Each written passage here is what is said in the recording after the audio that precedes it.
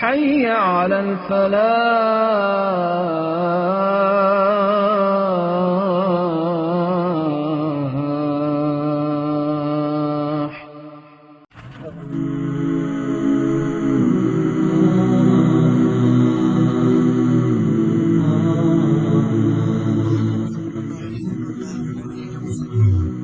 शुरू करते हैं एक बहुत ही बुनियादी सवाल से।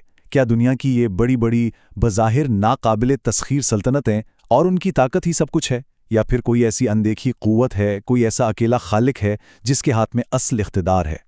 आज के इस वजाहती जायज़े में, जिसे हम सूरतुल मुअम्मिन के तनाजुर में देख रहे हैं, हम इसी ज़बरदस्त और ड्रामाई टकराव को समझने की कोशिश करेंगे, जहां एक तरफ सच्चा ईमान है और दूसरी तरफ मुतलक ज़मीनी ताकत।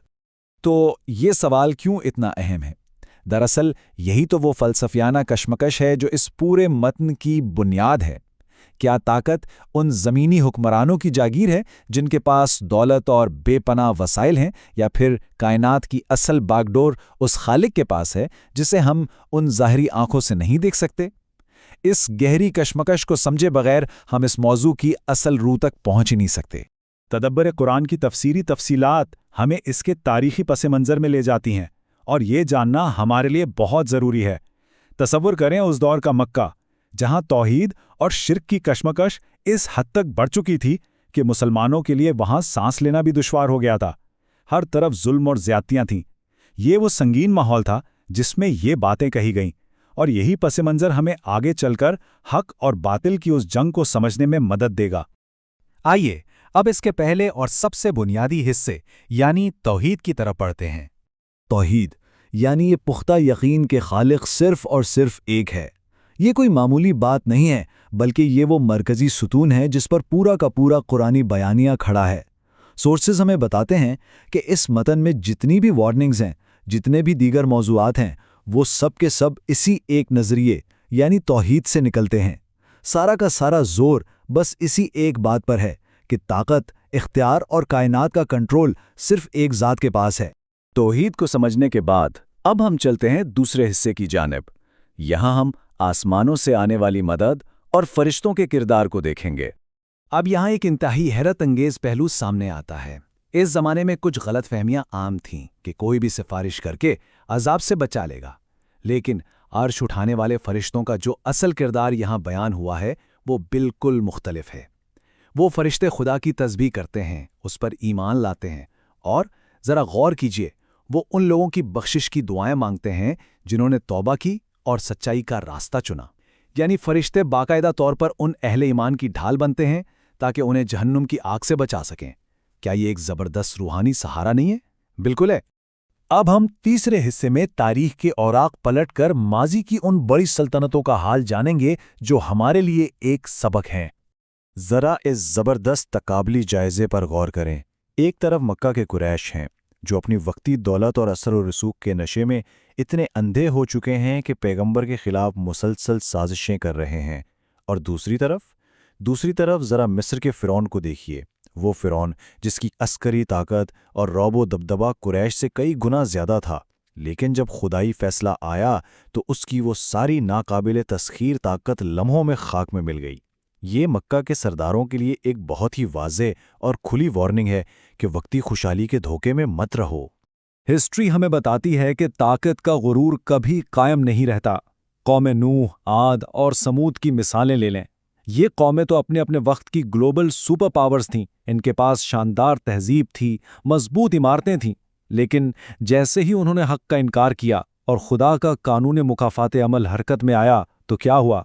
वो सारी की सारी शान व शौकत सफ़ाए हस्ती से मिट गई, और आज वो तबाहशुदा कौमें अपने बाद आने वाले हर जालिम के लिए एक बहुत ही इबरतनाक मिसाल बनकर रह गई हैं। चौथे बाब में हम मूसा और फ़िरौन की इस तारीखी और फैसला कुन कशमकश का जायज़ा लेते हैं। अब यहाँ हम फ़िरौन के दिल में छुपे हुए असल खौफ को महसूस कर सकते हैं।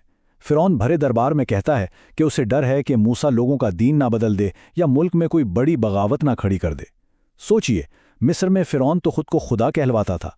इसके लिए तौहीद की अदावत सिर्फ एक मजहबी इख्तिलाफ नहीं था, बल्कि उसकी अपनी कुर्सी, उसके अपने इख्तिदार के लिए एक वजूदी खतरा था, और इसी खतरे को जड़ से उखाड़ने के लिए वो एक इंतहाई कदम उठाने यानी मूसा को रास्ते से हटाने का मंसूबा बनाता है।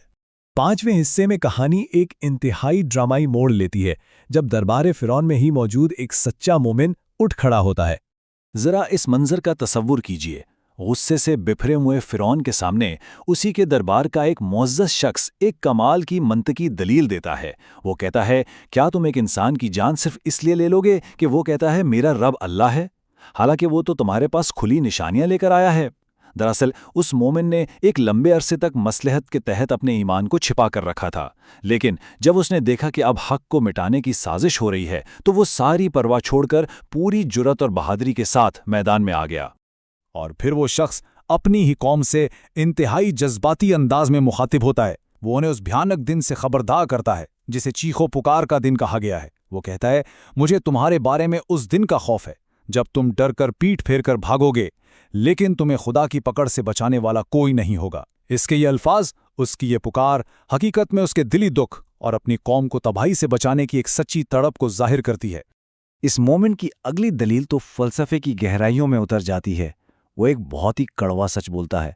वो कहता है कि ए मेरी कौम, ये दुनिया की ज़िंदगी तो बस चंद दिन का फ़ायदा है, असल और हमेशा रहने वाला घर तो आखरत ही है। दुनिया की ताकत, दौलत और ऐशो इशरत में अंधे हो चुके फिरौनियों के लिए ये एक ऐसा सच था जो उनके सारी झूठी शान शौकत की कलई खोलकर रख देता था। ये नज़रियाती फ़र्क अगरचे बहुत सादा सा लगता है, लेकिन इसका असर बहुत गहरा है।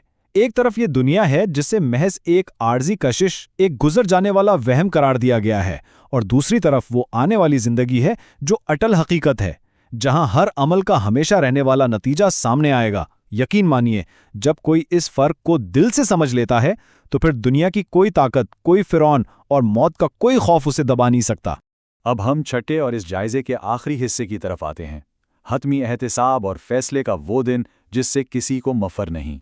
मतन में इस आने वाले दिन, इस अजीम मुसीबत की जो मंजरकशी की गई है वो वाकई रोंगटे खड़े कर देने वाली है। जरा अल्फाज पर गौर करें। एक ऐसा दिन जब दहशत के मारे दिल हल्क तक आ जाएंगे, लोग खम और शदीद खौफ के मारे घुट रहे होंगे। इस होलनाक दिन का तस्वुर ही इंसान को हिलाकर रख देता है। उस दिन ना तो कोई पुराना दोस्त काम आएगा और ना ही किसी जालिम की कोई सिफारिश कबूल की जाएगी।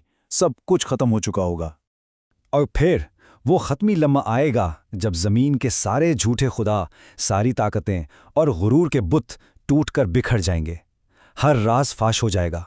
उस वक्त पूरी कायनात में सिर्फ एक ही आवाज़ गूंजेगी, आज बादशाही किसकी है?